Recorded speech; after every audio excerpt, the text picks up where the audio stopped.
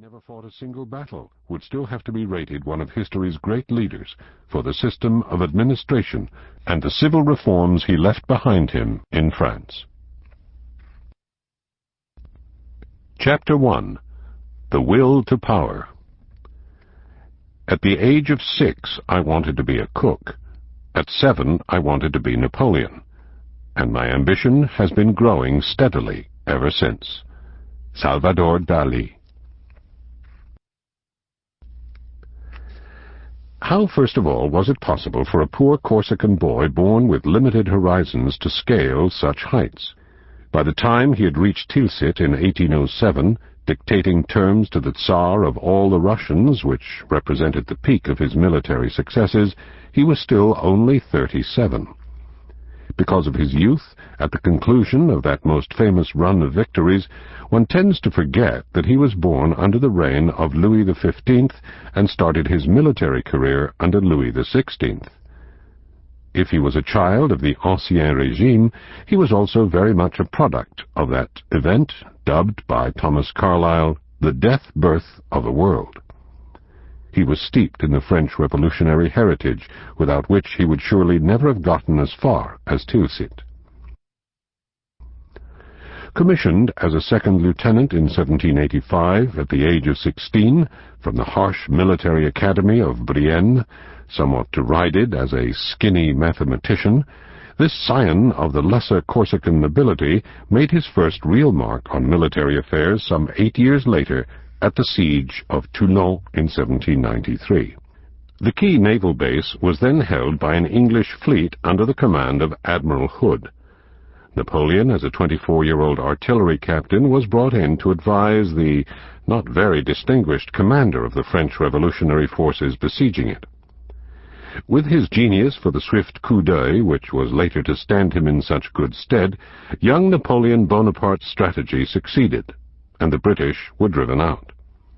He became a hero in the ranks of the incompetent revolutionary army, though still unknown outside it, and was promoted to the dizzy rank of Général de Brigade when still only 24, and made artillery commander to the Army of Italy. After a brief fallow period of considerable frustration, his next opportunity came when by chance he happened to be in Paris on sick leave during the autumn of 1795. A revolt was pending against the convention, and Napoleon was called in by his friend and protector, Paul Barras, one of the 5 members of the governing Directoire, to forestall it. He positioned a few guns, brought up at the gallop by a young cavalry captain called Murat, on the key streets leading to the Tuileries Palace. 3 years previously, he had witnessed the mob storm the same palace, and the weakness of the king on that occasion had made a lasting impression on him. If Louis XVI had shown himself on horseback, he would have won the day, Napoleon wrote to his brother Joseph. He was determined not to repeat the same error, and showed no hesitation in giving the order to fire. Discharged at point-blank range, the historic whiff of grape-shot of the 13e Vendémiaire put the mob convincingly to flight. For the first time since 1789, the Paris street, which had called the tune throughout the Revolution, had found a new master whom it would not lightly shrug off. Barras, grateful but also nervous at having Napoleon so near the center of power, now appointed him at the age of 27 commander-in-chief of the French army of Italy. Ever since 1792, France had been at war with a first coalition of her enemies who were bent upon reversing the revolutionary tide that seemed to threaten all Europe, and restoring the status quo ante in France. As Thomas Carlyle saw it, the guillotining of Louis XVI has divided all friends, and abroad it has united all enemies. On the other hand, in the view of Friedrich Engels and others, had it not been for the stimulating effect of foreign intervention, the revolution might quietly have choked on its own vomit. The fortunes of war had swung back and forth. Lack of adequate preparation and incompetence among the new leaders of the revolutionary French forces had been matched by differences of interest and lethargy among the Allies.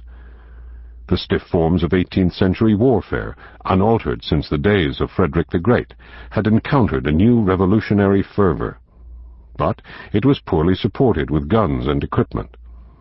Marching into France, the Duke of Brunswick and his Prussians were halted and turned about, surprisingly, by the cannonade at Valmy in September 1792, the first harbinger of a new form of warfare.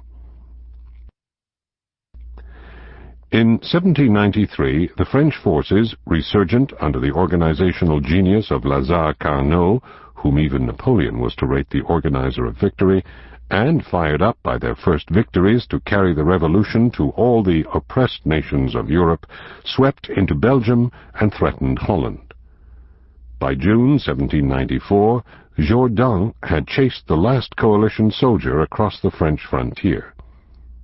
The British bungled a landing at Quiberon Bay, while, defeated and invaded in its turn, Prussia abandoned the first coalition the following year. But, overextended, under-equipped, and unhelped by the dithering and corrupt rule of the Directoire, France's new Army of the Sambre and Meuse now experienced a series of defeats across the Rhine at the hands of the Austrians.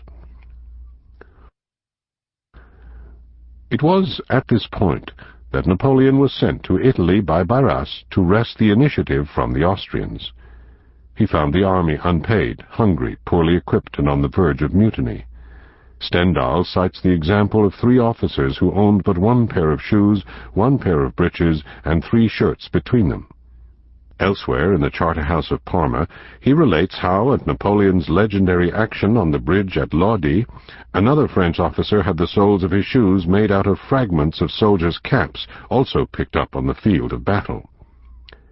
By his extraordinary capacity to inspire, Napoleon totally transformed the forces under him within a matter of days, and, over the next 18 months, caused them, with minimal resources, to win a series of victories.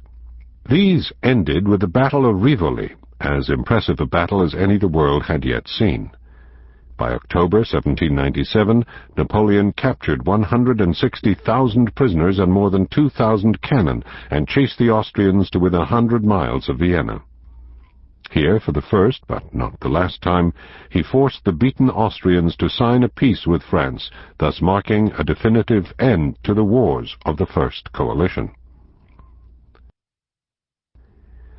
The victorious young general now became the idol of France, his star irresistibly in the ascendant as he returned in triumph to Paris. "You are the hero of all France," the Directoire told him. Even his recently married Josephine was dubbed Notre Dame des Victoires on the streets of Paris.